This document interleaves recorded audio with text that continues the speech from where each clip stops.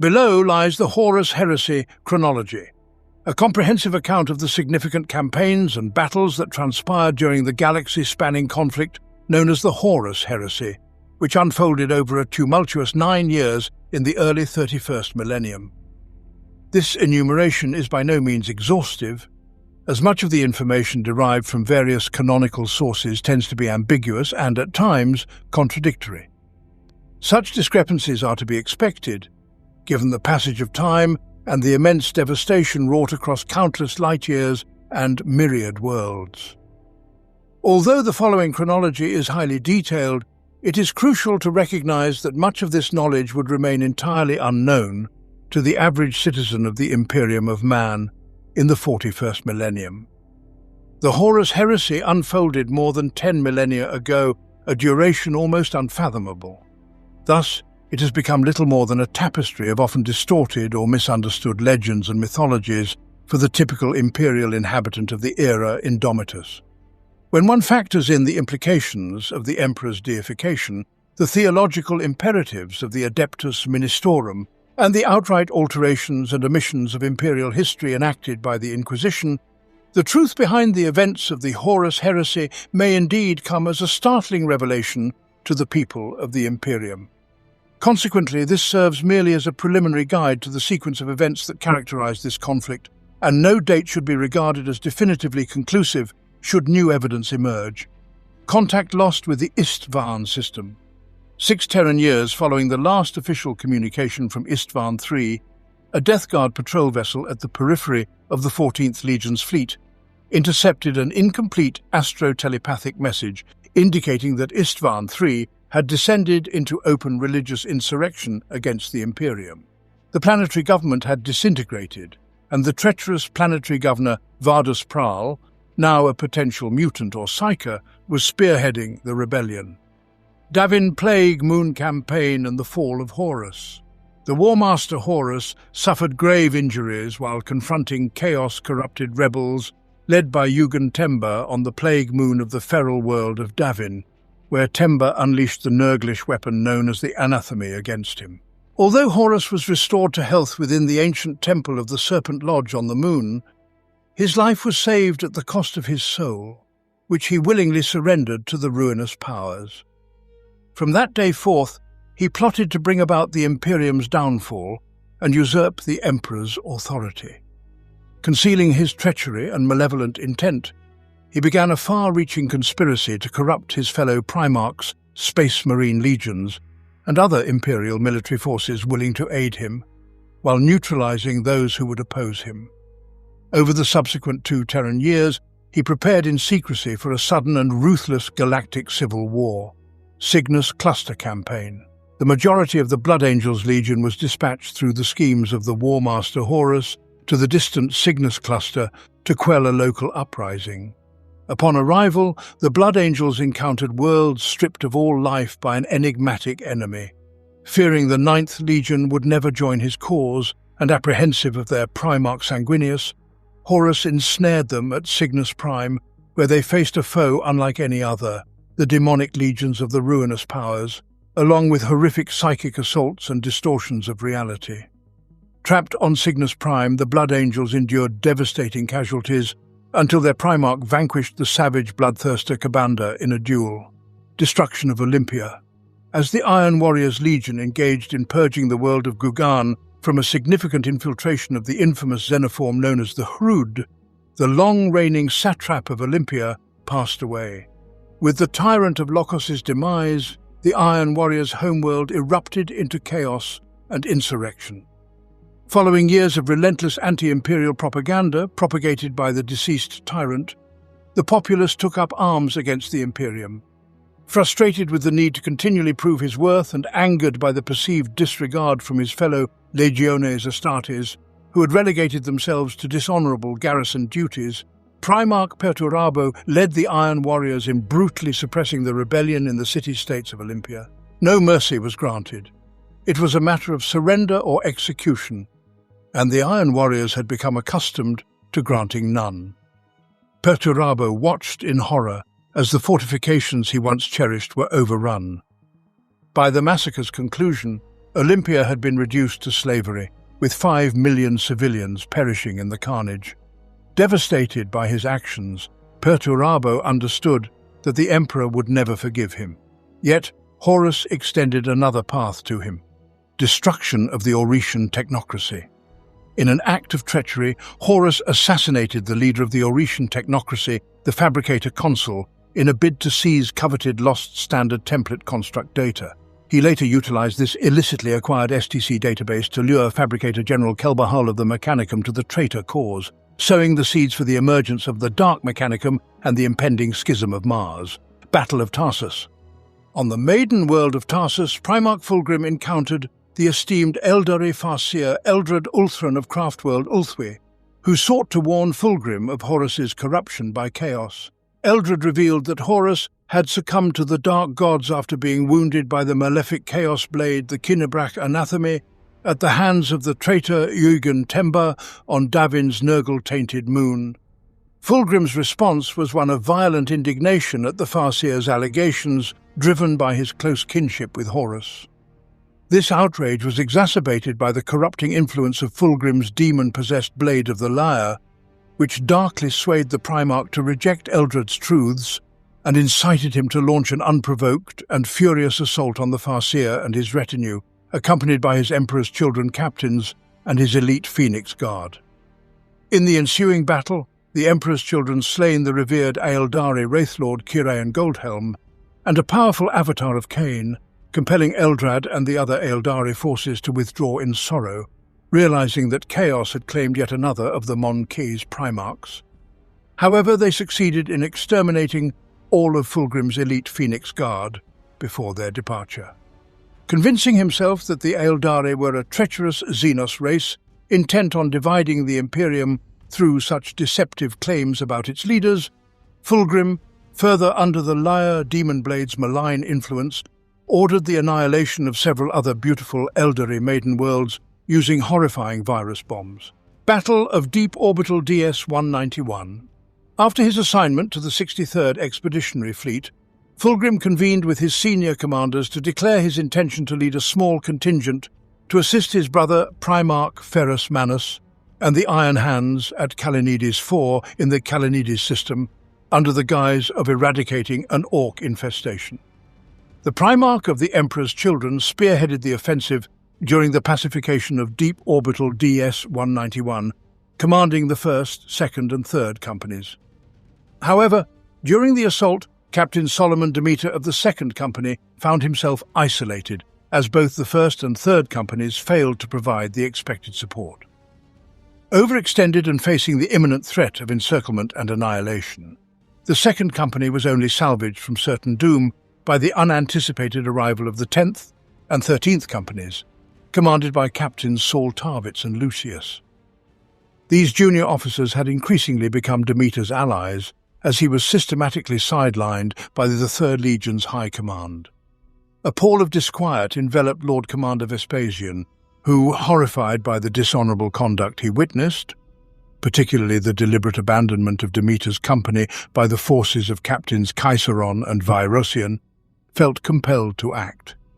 This choice, however, would cost him his life at the hands of the chaos-corrupted Fulgrim. Vulpa Straits Hrud Migration. Leading the 51st Expeditionary Fleet, Warsmith Barabbas d'Antioch confronted a vast Xenos incursion known as the Vulpa Straits Hrud Migration. On the fortress world of Golgis, the Hrud infiltrated and obliterated the Iron Warriors' garrison. The intense entropic fields generated by the migrating Hrud swarms aged stone and decayed flesh, reducing the Astartes warriors to mere dust and bones, rusting their armour and jamming their bolters as their fortress crumbled around them. Only then did the nightmarish Rakidian beasts emerge from every crevice to attack, slicing and stabbing with venomous claws. The ordeal left Warsmith d'Antioch prematurely aged and crippled. Few survived as Stormbirds evacuated the remnants from the ruins of Golgis. Many Astartes succumbed to premature aging or were left in their aged superhuman bodies. In the aftermath of the Hrud migration, the worlds of Krak Fiorina, Stratopoli and Golgis were lost. Dantioch questioned Primarch Perturabo's execution of the Hrud extermination campaign, which had claimed the lives of half a Grand Company. Soon after, he was relieved of command of the 51st Expeditionary Fleet and permanently assigned to garrison the world of Lesser Damantine for his presumption. Cleansing of Arigata. This imperial compliance action was jointly executed by the sons of Horus, Ultramarines, and World Eaters' legions against the world of Arigata. When imperial envoys arrived to proclaim the Emperor and the imperial truth, they were met with a bloody execution in a blatant act of defiance. The majority of the planet was swiftly conquered, save for a massive fortress where most of its leaders sought refuge. Impatient to proceed, Horus ordered Angron, the Primarch of the World Eaters, to capture the citadel and eliminate only the leaders. Angron eagerly led the assault, but the fortress was heavily fortified, resulting in catastrophic casualties, with a dozen World Eaters falling for every meter gained. Eventually, a ramp of corpses formed, leading to a single breach in the wall, allowing the Astartes of the World Eaters' Legion to flood in and annihilate all remaining survivors, turning the fortress into a gruesome slaughterhouse. Before Guilliman could confront his brother Primarchs about the massacre on Arigata, the Horus Heresy erupted, with both Horus and Angron betraying their oaths to the Emperor, confirming Guilliman's deepest fears. Burning of Prospero. Magnus the Red, Primarch of the Thousand Suns Legion, became aware of Horus's descent into chaos and sought to warn the Emperor using psychic arts forbidden by the Council of Nicaea. His psychic transmission inadvertently dismantled the wards designed to protect his father's attempt to create an imperial extension of the Aeldari webway.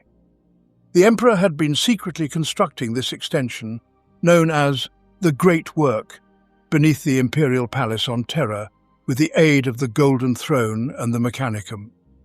As the wards collapsed, demons began to swarm into the corridors of the Imperial webway, compelling the Emperor to remain on the Golden Throne to prevent the breach from extending into the Imperial Palace itself. The Space Wolves, Sisters of Silence, and a detachment of the Legio Custodes were ordered to form a retribution fleet and bring Magnus to Terra in chains to answer for his violation of the Nicaea edicts forbidding sorcery. Seizing an opportunity, War Master Horus intervened, persuading his brother Leman Russ that Magnus's crime was so egregious that his life must be forfeit, ensuring Magnus would never set foot on Terra alive. The Space Wolves launched an assault on the Thousand Suns homeworld, razing its capital city of Tizca to ashes. While Magnus managed to escape into the warp through a rift in reality, aided by the Chaos God Tzeentch, his legion was decimated to a mere 1,000 warriors. Aggrieved by the Emperor's treatment, Magnus resolved to align himself with Horus's rebellion. Schism of Mars. Fabricator General of the Mechanicum Kelbohal turned against the Imperium, plunging Mars into civil war. Those loyal to Terra and the Emperor, as the Omnissiah, were forced to abandon the Red Planet. Led by the Legio Mortis, Death's Heads, the traitor Mechanicum scoured the surface of Mars of those who remained devoted to Terra, igniting a bitter civil war that resulted in the extinction of several ancient Collegia Titanica Legios and numerous night houses. The last to fall were the devout holdouts of the Legio Tempestus, Stormlords, who, mercifully perhaps, perished unaware that most of their Legio off-planet had renounced their oaths to the Emperor and pledged allegiance to War Master Horus. Meanwhile, the Schism of Mars shattered the feudal structure of the ancient Mechanicum and its ties with the Imperium. Many Forge Worlds chose to side with the traitors, others aligned with the Emperor, and some declared independence from both factions. Likewise, the Mechanicum's Titan legions, the Skitari legions, and the powerful Forge World Tagmata were riven with division. Neither side could claim victory throughout the duration of the Horus Heresy, and Imperial Fist's saboteurs worked tirelessly to undermine the traitors' industrial capabilities until the conflict's final days. The traitorous Mechanicum would soon be referred to as the Dark Mechanicum. Jorgol Execution. The Jorgul campaign unfolded during the Great Crusade against a Xenos species known as the Jorgul, characterized by their humanoid forms and extensive cybernetic enhancements that augmented their physical prowess and combat capabilities. A coalition, including elements of the Sisters of Silence and the First, Second, and Seventh Great Companies, under the command of Mortarion, launched an offensive on the primary Jorgul cylinder world. They successfully penetrated the drive cluster, effectively disabling the control center for the cylinder world's motive power. Battle Captain Nathaniel Garrow, along with an elite unit from the Sisters of Silence, neutralized the hatcheries within the construct. Following their hard-won triumph, dissent arose among the Mechanicum contingent, who petitioned Mortarion for a brief respite to loot the alien vessel for technology. The Primarch, exercising his prerogative, denied their request, adhering strictly to the edicts of Malcador and by extension the Emperor himself, which mandated the complete extermination of the Jorgul incursion and nothing further. Battle of Istvan Extremis. The elite First Company of the Emperor's Children Legion fought alongside the Death Guard Legion's 7th Battle Company, led by Battle Captain Nathaniel Garrow, against traitorous forces on Istvan Extremis, the most distant planet within the Istvan system. During the battle, they faced a formidable Slaneshi psyker known as a war singer, during which Garrow sustained grievous injuries, including severe crushing damage to his torso and arm, as well as the loss of his right leg from mid-thigh down.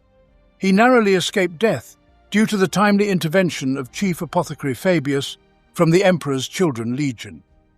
Recognizing the dire nature of their predicament, Lord Commander Eidolon of the Emperor's Children unveiled a previously unknown capability, a modified tracheal implant that, when bonded with his vocal cords, enabled him to emit a nerve-paralyzing shriek akin to that used by certain warrior breeds of the Xenos lair. This potent ability eliminated the warsinger, turning the tide in favor of the Astartes. Presented below is a chronological account of the events that transpired during the Age of Darkness, a period that descended upon the Imperium of Man amid the Horus Heresy in the early 31st millennium. This information was meticulously compiled by various individuals under the direction of Malcador and the Acting Council of Terror in response to the outbreak and major occurrences of the Horus Heresy. As new details regarding this dark chapter of human history emerge from recently uncovered Imperial records, they will be incorporated into this chronology. Istvan III. Atrocity. The Warmaster Horus assembled 4 entire Legiones Astartes to quell a rebellion against Imperial authority on Istvan III. Having seduced the Primarchs of these legions to his treacherous cause, he orchestrated the purging of tens of thousands of legionaries who remained loyal to Terra and the Emperor. The ancient magics of the Istvanian Sirenhold were unleashed against the sons of Horus, Emperor's Children, Death Guard, and World Eaters. Although the forces ultimately triumphed over the rebel planetary governor, Vardus Praal, and his Slaneshi war singers, their victory proved futile when the 4 legions resorted to a devastating virus bombardment of Istvan III, while the loyalist Astartes were still engaged against the rebels. Unexpectedly, many loyalists survived, compelling Horus to confront them in a brutal conflict lasting several solar months within the ruins of the planet's capital, the Coral City, before they were finally eradicated by orbital bombardments once the clouds spawned by the virus bombing cleared. Concurrently, a small group of loyalists managed to escape the slaughter, embarking aboard the frigate Eisenstein to deliver news of the traitors' actions to Terra. This marked the formal onset of the great civil conflict that would come to be known as the Horus Heresy. Flight of the Eisenstein. Battle Captain Nathaniel Garrow of the Death Guard's 7th Great Company fled Istvan III with 70 loyalist Death Guard Astartes and several loyal mortals, including Remembrances Euphrati Keeler, Mercedes Oliton, and Iterator Kirill Sinderman, aboard the Death Guard frigate Eisenstein after witnessing Horus's treachery firsthand. Braving the warp to evade the pursuing traitor forces, he sought to inform the Emperor of his favoured son's duplicity. Upon encountering Primarch Rogel Dawn and his Imperial Fists Legion, Garrow relayed the harrowing tale of the Istvan III atrocity. Dawn brought Nathaniel Garrow to the Somnus Citadel on Luna, home of the Sisters of Silence. There, Garrow recounted his experiences to Malcador, the Regent of Terror. In response, the Imperium began fortifying itself against the impending assault by the traitor legions. Nathaniel Garrow was appointed as the Agentia Primus of Malcador's newly formed Knights Errant, a cadre of space marines selected from various legions to serve as Malcador's personal agents and operatives during this tumultuous civil war. Battle of Diamat. Upon learning of the Istvan III atrocity, Lionel Johnson and the Dark Angels Legion found themselves engaged in a campaign against the Gordian League. Consequently, Lion led a small war fleet of 16 vessels to the Forge world of Diamat, intending to seize Mechanicum Ordinatii heavy siege engines and deny them to the traitors. He encountered some resistance from vessels loyal to the traitor cause, as well as traitor Imperial army forces and a company of Sons of Horus on the planet's surface. Ordering the destruction of the planet's primary forged cities, he annihilated the traitor forces in a massive conflagration, thereby depriving Horus of Diamat's manufacturing capabilities. In the aftermath, L. Johnson encountered the Iron Warriors Legion fleet commanded by Perturabo, who were en route to Istvan V to pacify the treacherous War Master. Unaware of the Iron Warriors' true loyalties, Lion inadvertently surrendered the captured Ordinatii, which were meant for use against Horus, to those who intended to ally with the arch-traitor. Chondak's campaign. The White Scars found themselves delayed for 5 standard years, battling orcs on the galactic fringe, only to discover the insidious hand of the Alpha Legion behind their misfortunes. This legion, allegedly compelled by directives from both War Master Horus and the Xenos organization known as the Cabal, openly engaged the White Scars in the Chondak system following years of shadowy ambushes. Their precise intentions remained shrouded in mystery, even to the 20th Legion itself. For reasons unknown, the Alpha Legion ceased their blockade, allowing Primarch Jagatai Khan of the White Scars to learn of Horus's betrayal of the Emperor. In the wake of this engagement, the Khan established contact with Primarch Lehman Russ on Terra, following the Space Wolves' devastation of Prospero. Faced with the choice of aiding the beleaguered Space Wolves against a formidable Alpha Legion force or returning to Terra as commanded by Rogel Dawn, Jagatai Khan opted for a third course. Seeking clarity regarding true loyalties to the Emperor, he ordered his fleet to proceed to Prospero to uncover the reality of the situation there. Imperial Fists' blockade of Chthoniya. The Imperial Fists established a blockade around Chthoniya, the homeworld of the Sons of Horus, but the traitors proved too entrenched to be dislodged. The 7 Legion maintained their siege for several standard years, thwarting all attempts to break free, until a Sons of Horus strike force arrived to shatter the blockade and turn the tables on the Sons of Rogel Dawn. Dropsite Massacre of Istvan V.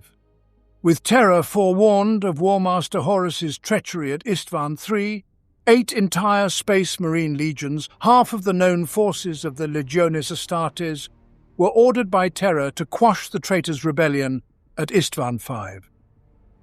Unbeknownst to the Loyalists, Horus had already turned 3 of these legions to his service and delayed the 4th.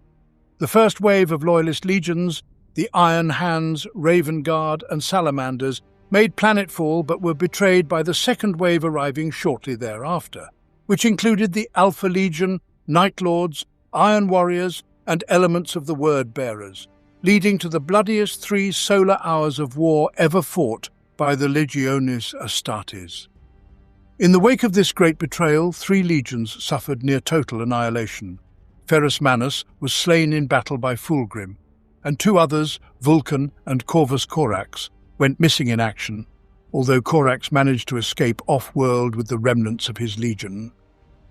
The surviving members of the Iron Hands, Raven Guard, and Salamanders, who either fled the planet or remained elsewhere in the galaxy, would come to be known as the Shattered Legions. Battle of Ravendelv. In the aftermath of the catastrophic events on Istvan V and the subsequent retreat of the surviving Raven Guard to Terra to report on the disaster, the battered 19th Legion returned to their homeworld of deliverance. Unbeknownst to them, the insidious Alpha Legion had infiltrated their ranks, implanting several of their own legionaries. surgically disguised as Raven Guard Astartes, who had perished on the black sands of Istvan V. These Alpha Legion operatives gathered intelligence on Primarch Corax's efforts to restore his legion using a sample of pure, undifferentiated Primarch DNA provided to him by the Emperor himself. Patiently, the operatives awaited the Raven Guard's breakthrough in genetic research. Meanwhile, they instigated rebellion among the old tech guilds of Kiavar, the Forge World orbiting Deliverance, while mobilizing Alpha Legion forces nearby for a surprise surgical strike. The imposters successfully tainted the undifferentiated Primarch DNA, leading to the disastrous mutation of newly inducted Raven Guard aspirants into grotesque forms.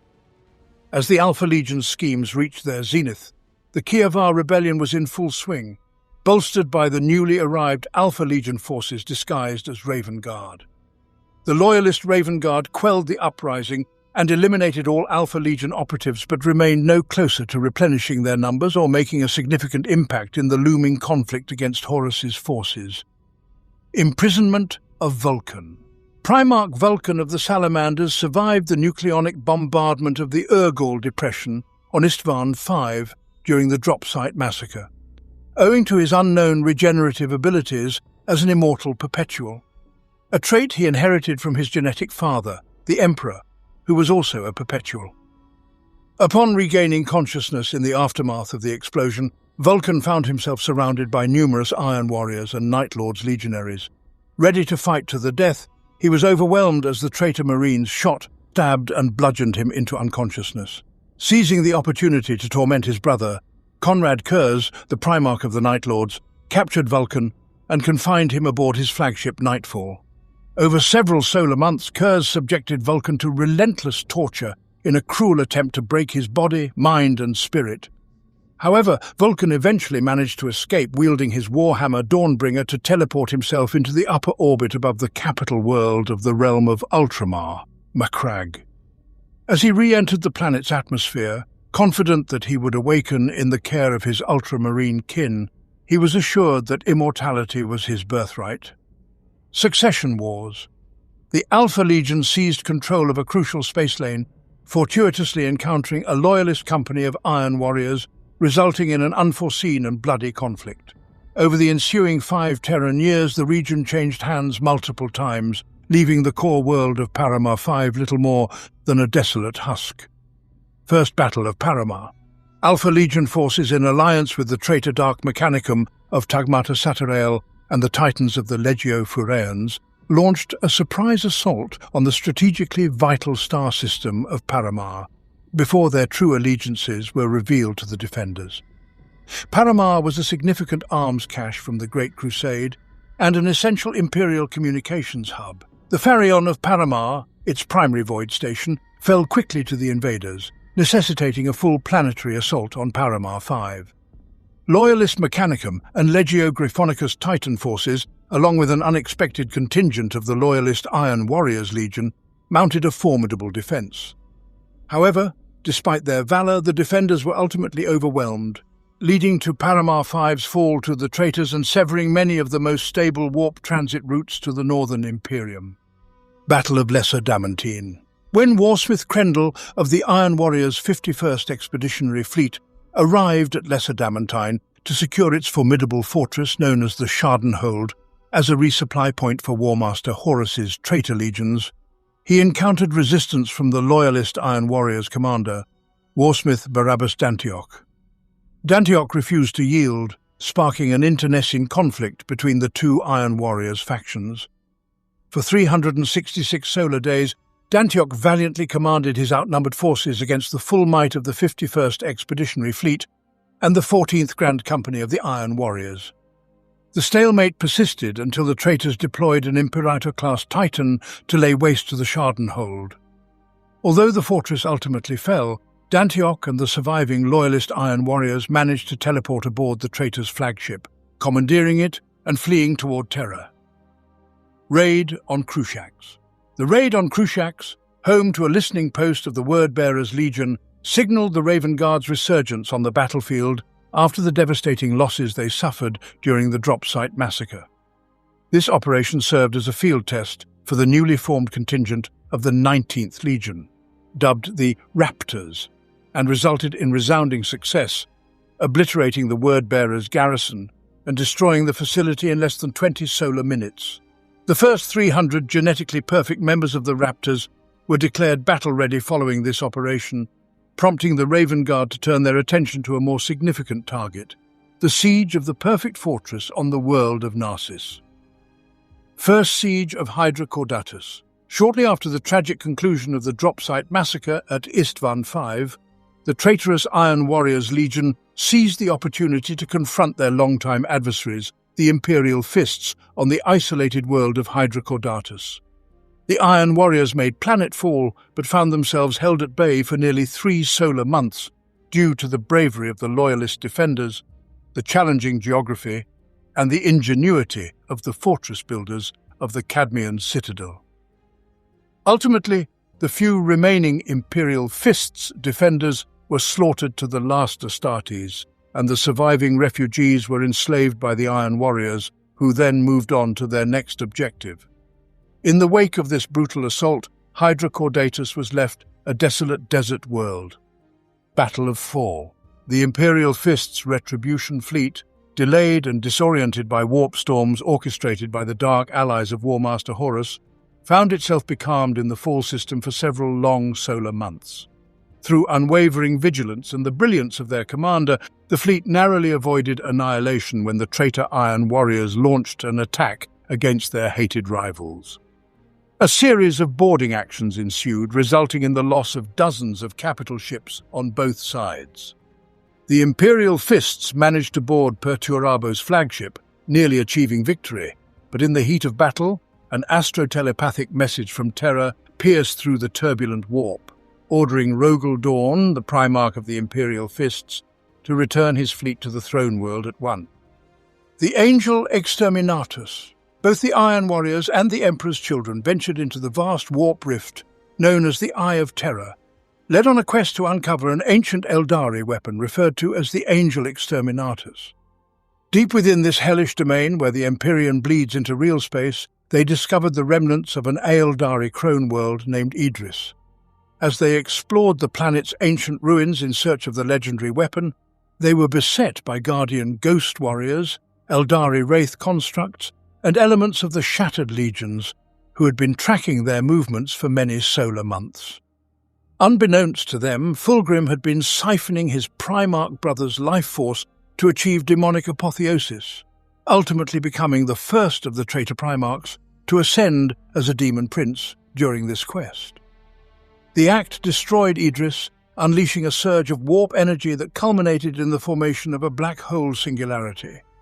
Perturabo and his legion escaped the planet just as Fulgrim and his warriors teleported away, plunging their fleet directly into the heart of the black hole. They emerged on the other side of the galaxy, near the lush world of Talon, the Manichaean War and the Dark Compliances. With his treachery finally laid bare to the Imperium following the battles in the Istvan system, Warmaster Horus commenced his relentless 7-year campaign toward Terra. He imposed his dark compliance upon countless regions across the Northern Imperium, compelling them to furnish resources for the protracted interstellar civil war that lay ahead. Among his primary targets were the Manichaean Commonwealth, the Coronid Deeps and their surrounding territories, where a particularly brutal campaign was waged by the Sons of Horus and Death Guard, reducing the economically vital worlds of the Manichaean Commonwealth to fuel the traitor's cause. This larger campaign also brought the fleet anchorage of Port Moor under Horus's control, isolating and besieging the stubbornly loyalist Forge worlds of Lucius and Mezoa, while the traitor-aligned Forge world of Cyclothrata began carving out its own dominion in the region. Destruction of the Furious Abyss. Following the obliteration of the Orician technocracy and the acquisition of rare STC templates, Lorgar, Primarch of the Word-Bearers Legion, forged a clandestine alliance with the traitorous fabricator General Kelbor Hal of the Martian Mechanicum. He commissioned this faction, increasingly referred to as the Dark Mechanicum, by those tech priests who still revered the Emperor as the Omnissiah, to construct a trio of colossal Abyss-class battleships for the service of his legion. The Furious Abyss was the first of these formidable vessels. The word-bearers had been secretly ordered by the rebellious War Master Horus to unleash their full fury upon their despised adversaries, the Ultramarines Legion. The Furious Abyss was intended to play a pivotal role in the Battle of Calth and the Traitor Legion's campaign aimed at annihilating the Ultramarines' capital world of Macragge. However, before this mighty battleship could reach its destination, the secret of its existence was uncovered.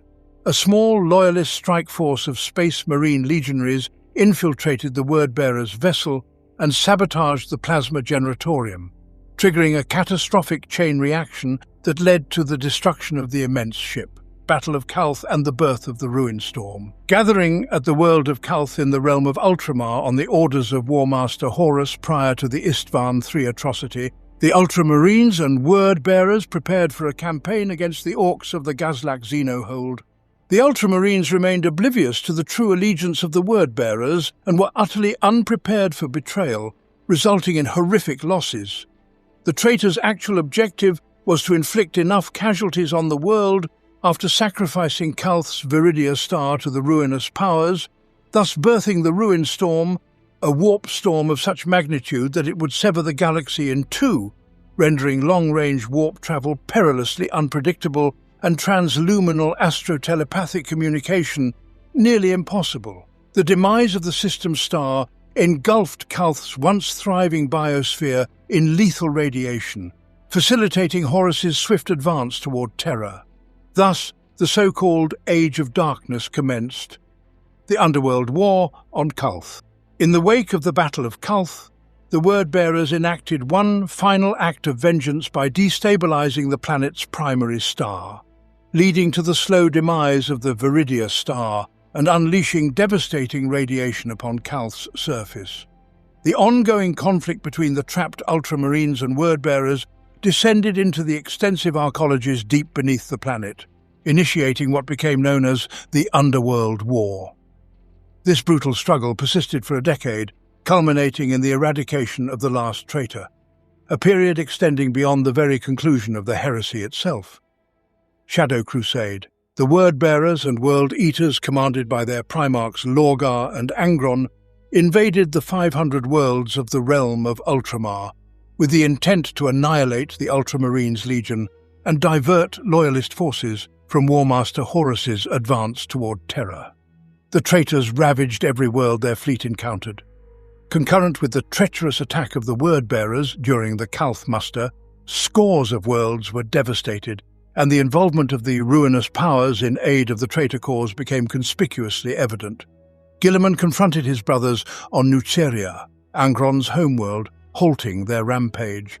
However, before this confrontation, dark powers possessed Angron, transforming him into a demonic avatar of bloodshed, a demon prince of Khorne.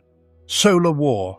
The long-anticipated battle for the Sol system, referred to as the Solar War, commenced as traitor infiltration forces and probing raids emerged from beyond, while Dark Mechanicum attacks and attempted breakouts from besieged traitor-controlled Mars tested the defenses of the throne world of humanity. Traitor vessels assaulted the Segmentum Solar, concealed within refugee flotillas, bringing the war to Terra's doorstep.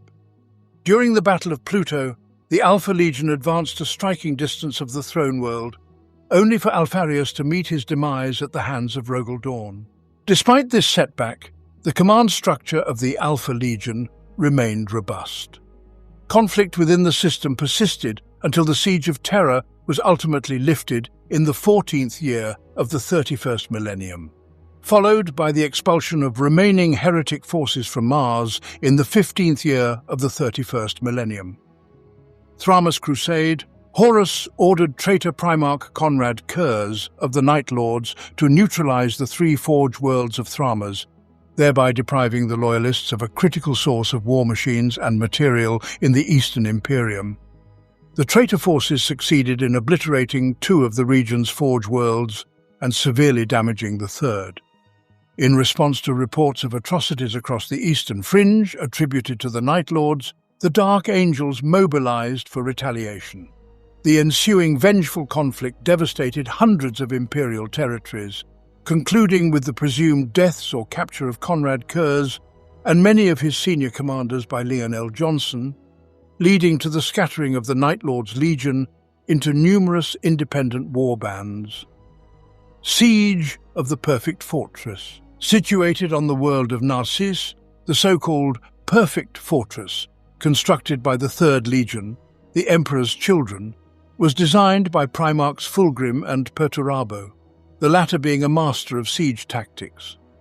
In light of the catastrophic losses endured by the 19th Legion and the unsuccessful efforts to replenish their ranks, Corvus Corax resolved to assault this highly symbolic location to demonstrate his legion's enduring combat prowess. Employing his exceptional military strategies, Corax succeeded in breaching the so-called Perfect Fortress within a solar day. The strategy involved a futile assault on the impregnable fortress by an Imperial army cohort, which was decimated by the Emperor's Children. Upon returning, the defenders found their vacated fortress occupied by the Raven Guard, who swiftly turned the powerful defensive weapons against their overconfident former brothers. This significant action not only resulted in a severe defeat for the increasingly notorious traitor Marines of the Third Legion, but also marked the return of the 19th Legion to the front lines during the Heresy. This act was driven purely by spite against Horus, and despite nearly leading to their extinction, the Raven Guard continued to oppose him, proving to be a persistent thorn in the arch-traitor's side. Return of Cassian Dracos. Unaware of the events that transpired on Istvan V, Lord Chaplain Nomus Raitan dispatched Chaplain Lieutenant Giaphus Jur and 30 elite fire drakes of the Salamander's Legion aboard the vessel Eben Drake to ascertain their legion's fate. Upon reaching the black sands of Istvan V, the crew could not locate their missing Primarch, but instead discovered the battered shell of the Salamander's dreadnought Cassian Dracos, known as the Dragon Revenant. Though far from intact, he was not yet ready to succumb to his inevitable death. Dubbed the Twice Dead and the Avatar of the Sacred Flames by his brothers, Cassian Dracos returned to the battlefields of the Imperium, seeking vengeance against the traitors, albeit not as he once was.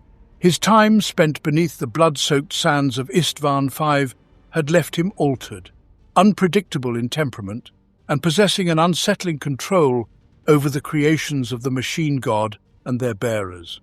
The reappearance of Cassian Dracos revitalized the demoralized crew of the Eben Drake, who resumed their search for their missing Primarch Vulcan, convinced that he still lived.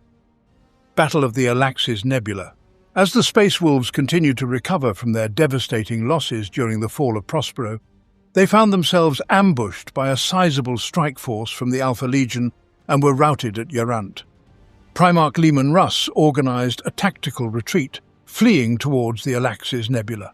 The Alpha Legion pursued relentlessly, and soon the 6th Legion faced a dire situation, effectively cut off and surrounded. In a moment of desperation, Russ sent a distress signal to his brother Primarch Jagatai Khan of the White Scars Legion.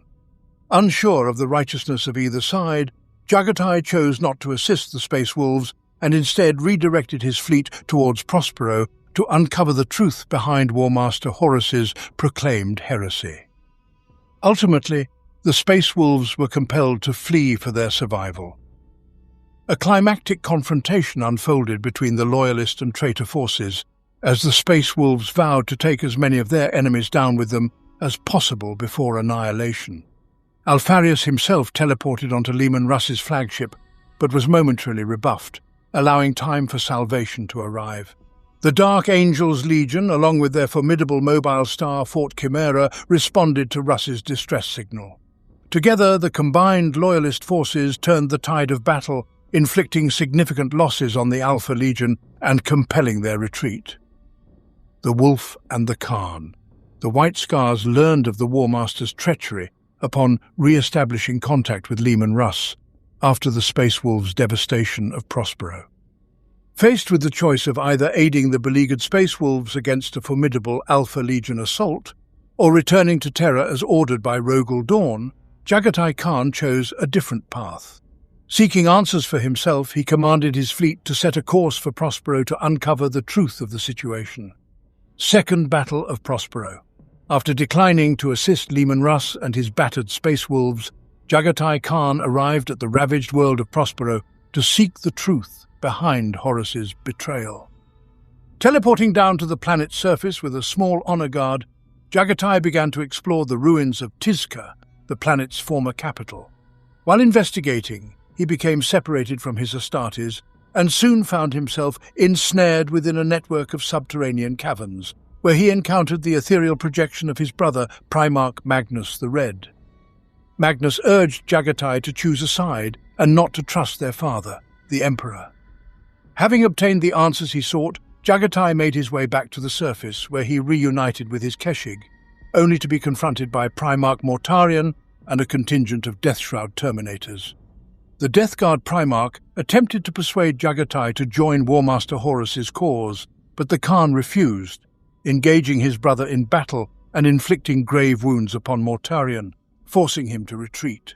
Teleporting back aboard his flagship, Jagatai ordered his fleet to depart for Terra, in obedience to Rogel Dawn's call for all loyalist legions to return to the throne world, having made his choice at last.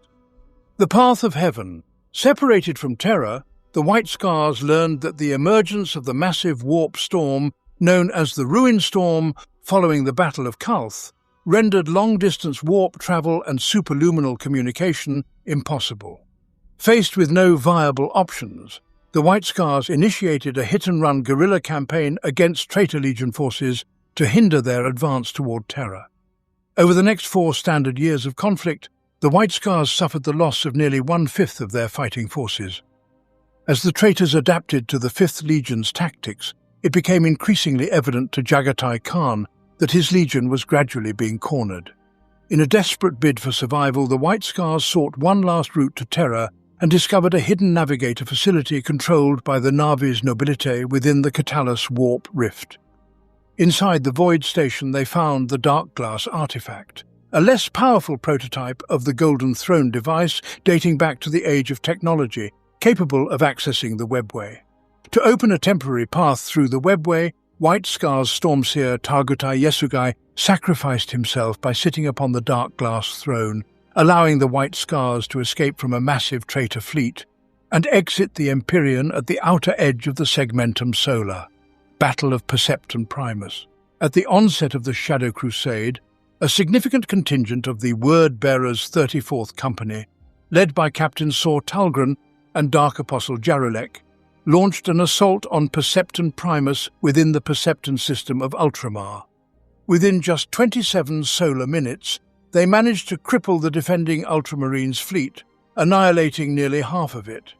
However, the ground battle continued as the Ultramarines, led by their 17th Chapter Master Ecus Decimus, held out stubbornly for another 163 solar days.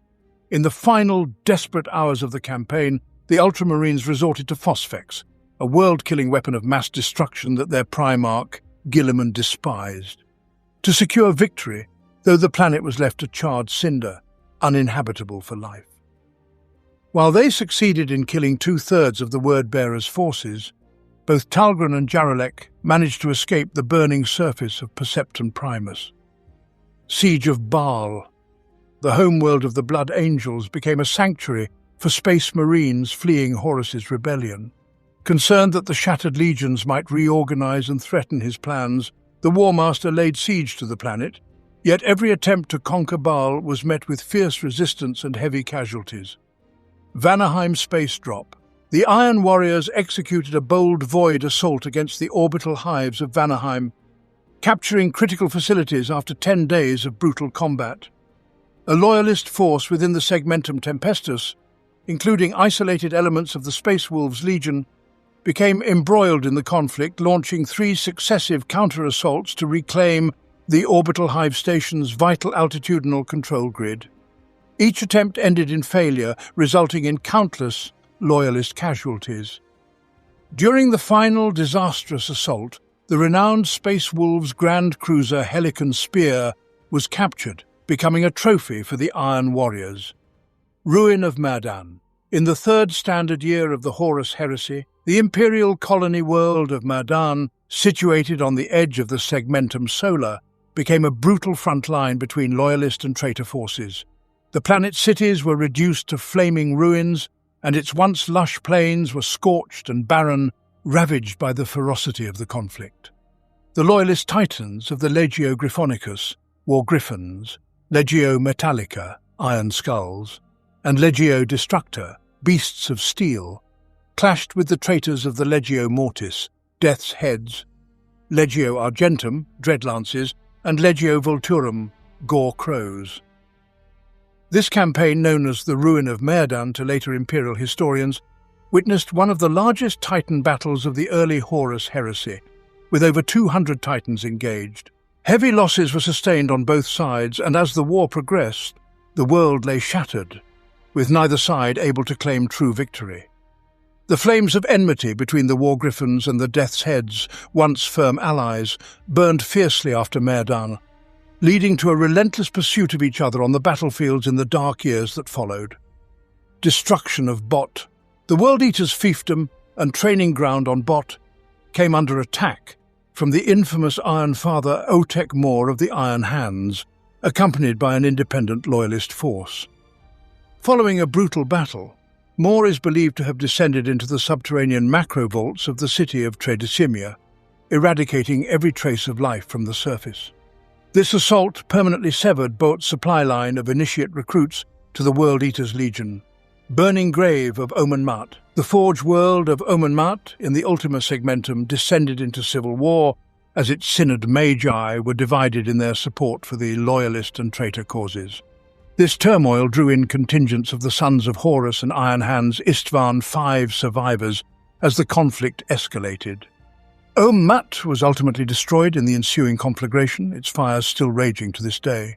Fall of Batzil III. In the Batzil III campaign for control of the Brozin Primaris sector, within the Segmentum Obscurus, Space Wolves strike forces exterminated the entire 39th millennial of the Emperor's children during their assault on the Vikstag Winter Palace. Left without leadership, Batzil III succumbed to infighting and ultimately erupted into a genocidal civil war. As they exited the sector, the Space Wolves strike force encountered an elusive Legiones Astartes faction bearing no recognizable heraldry, leading to an inconclusive clash. Blight of Isessos. A series of void raids conducted by an Alpha Legion strike group on the outskirts of the Isessos system within the Segmentum Pacificus resulted in severe casualties, which were transported back to the colony habitats of the system's 3 agri-worlds for treatment. Several of the injured were later discovered to be infected with an unidentified algal strain. Within a standard year, this virus decimated the system's vast macro-output saturation fields, transforming them into toxic sludge. Consequently, the region faced a sector-wide famine that claimed the lives of an estimated 90 billion imperial citizens and led to widespread political destabilization. Battle of Nuceria. At the climax of the Battle of Nuceria, during the conclusion of the Shadow Crusade, Primarch Angron of the World Eaters faced Guilliman in combat. In a moment of profound pain, bitterness, and rage orchestrated by Lorgar of the Word-Bearers, Angron formed a conduit to the warp. As Guilliman and his Ultramarines were forced to retreat, Angron was consumed by imperial energies and transformed into a demon prince of Khorne, the blood god. Lorgar believed that this ascension to demonhood was the only means to save Angron's life, which was jeopardized by the deleterious effects of the butcher's nails embedded in his skull. Dagonet Incident. The concealed Clade Masters of the Departamento Assassinorum dispatched their most formidable execution force of assassins to the recently fallen world of Dagonet, aiming to eliminate War Master Horus before his rebellion could inflict further damage upon the Imperium. Though their mission proved unsuccessful, Terra gained significant insights into the new and dreadful powers of the Empyrean wielded by their adversary. Battle of Perditus. Upon receiving intelligence regarding traitor movements from an astropathic message originating in the nearby Perditus system, the Dark Angels acted swiftly to intercept. Upon their arrival, they interrupted a 38 solar day-long conflict between the Iron Hands 98th Clan Company, led by Cassalier Loramek, and a substantial Death Guard contingent commanded by First Captain Callus Typhon, taking place on the Mechanicum station of Perditus. Both factions had been battling over an ancient sentient device known as the Tuchulka engine, part of a triumvirate of similar devices, the others being the Ouroboros and a third, unnamed engine, which, when combined, could create temporal rifts bridging space and time. On its own, the Tuchulka engine was capable of executing precise and remarkably efficient warp jumps. The matter was ultimately resolved with the arrival of an overwhelming Dark Angels fleet led by Lion L. Johnson, who placed Perditus under his protection and demanded the retreat of both the 10th and 14th Legions. Faced with the prospect of battling the much larger Ist Legion fleet, both sides complied and lifted off from the planet's surface. Wary of the motives of both parties, especially First Captain Typhon's, Lion ensured that the device did not fall into the Death Guard officer's hands.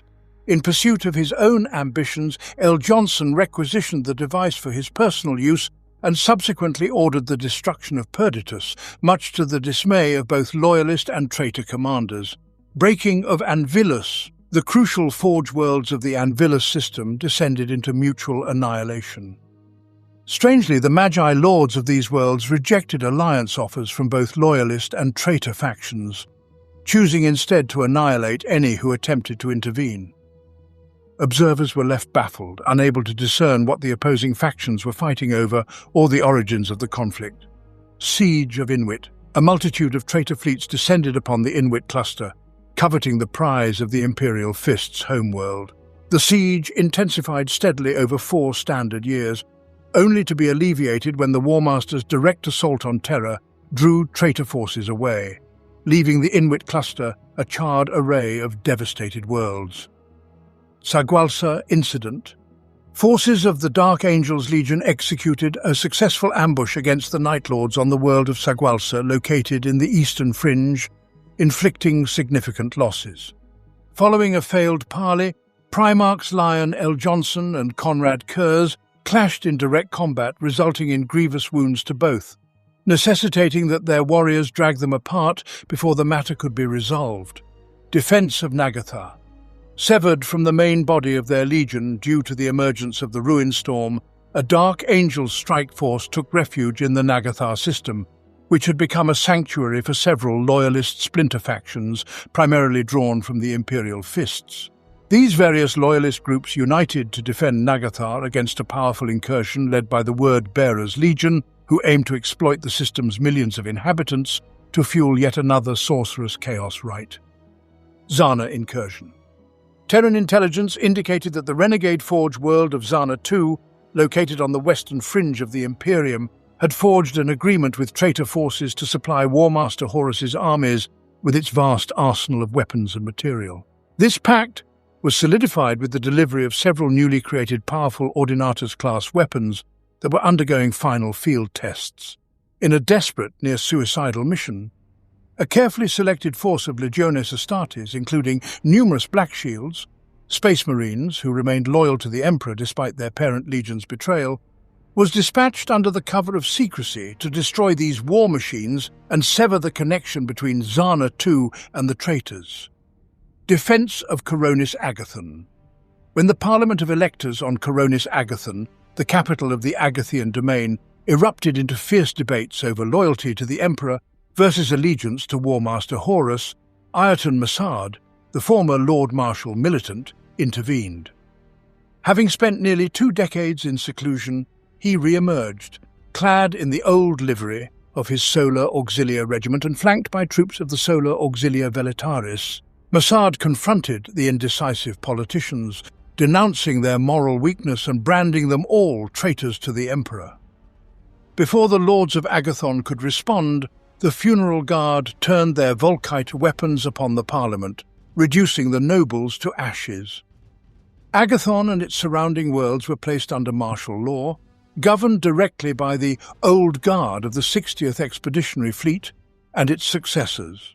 The populace of Agathon prepared for war, determined to seek vengeance against the traitors. Incident at Dwell.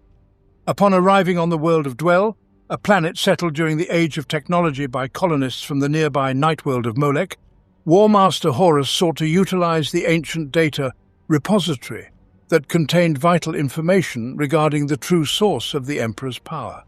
This knowledge would eventually lead him back to Molech, where he had unwittingly participated in that planet's Imperial compliance campaign decades earlier, prior to having his memories psychically suppressed by the Emperor. Following the infamous drop site massacre at Istvan V, the Sons of Horus were compelled to regroup.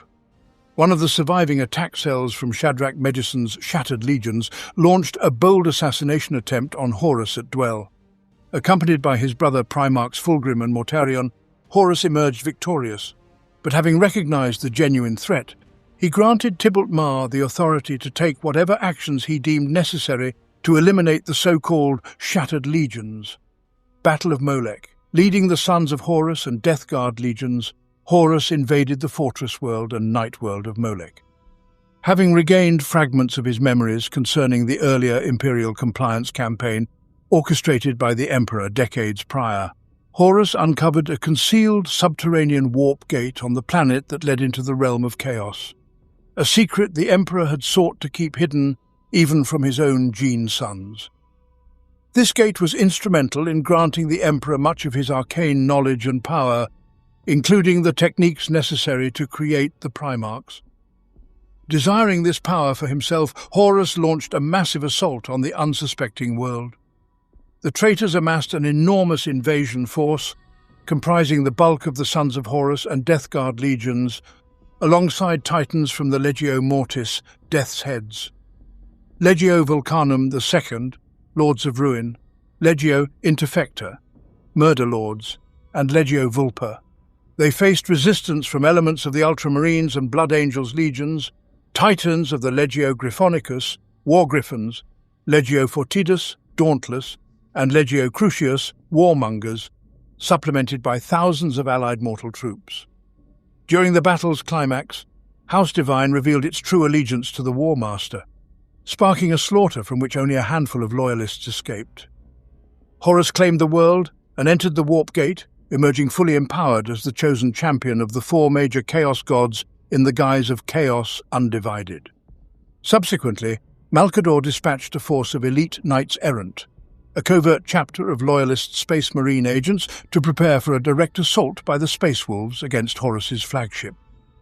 Having recently secured the blessings of the ruinous powers during his time in the realm of chaos, Horus proved nearly invincible, and only a handful of Knights Errant, including Garviel Loken, managed to escape the corridors of the Vengeful Spirit to relay news of the War Master's enhanced strength back to an increasingly beleaguered Terra.